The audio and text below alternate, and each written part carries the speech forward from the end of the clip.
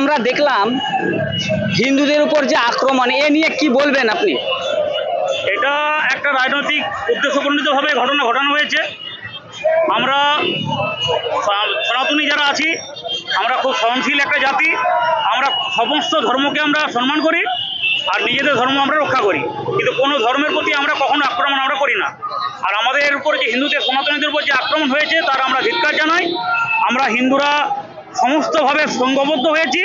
বিশাল মাত্রায় আজকের যে শুভ রামনবমী সেটা পালন হচ্ছে গোটা পশ্চিমবঙ্গ, গোটা ভারতবর্ষ জুড়ে।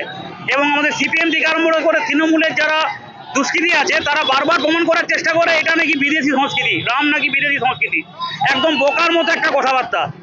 লেনিন কোথাকার সংস্কৃতি? আমরা প্রথমে জানতে চাইবো লেনিন কে, মার্ক্সবাদ কে, কোথাকার সংস্কৃতি এটা? হিন্দু সনাতন ধর্ম ভারতবর্ষে ছিল, আছে, থাকবে। এবং প্রাক ঐতিহাসিক যুগ থেকে এই সংস্কারটা আমাদের চলে আসছে। হিন্দুদের সংঘবদ্ধ হওয়ার প্রয়োজন ছিল, আমরা আজকে সংঘবদ্ধ। আমাদের গড়বেতার জুড়ে যে এই র্যালি আমাদের আয়োজন করা হয়েছে, এই র্যালিতে কম করে আমাদের কাছে যা সংখ্যা আছে প্রায় 30 থেকে 40,000 সনাতনী সংঘবদ্ধ হয়ে সঙ্গে এসেছে। পশ্চিমবাংলাটা কি বাংলাদেশ হতে চলেছে? এই বামফ্রন্ট রাজত্ব শেষ হওয়ার পর বাংলার মানুষ যেটা আশা করেছিল যে পশ্চিমবাংলা বোধহয় একটা শান্তির রাজ্য হবে, কিন্তু আমাদের মাননীয় মুখ্যমন্ত্রী 2011 সালে যে প্রতিশ্রুতি দিয়ে ক্ষমতায় এসেছিলেন, বর্তমানে উনি ঠিক তার উল্টাটাই করছেন।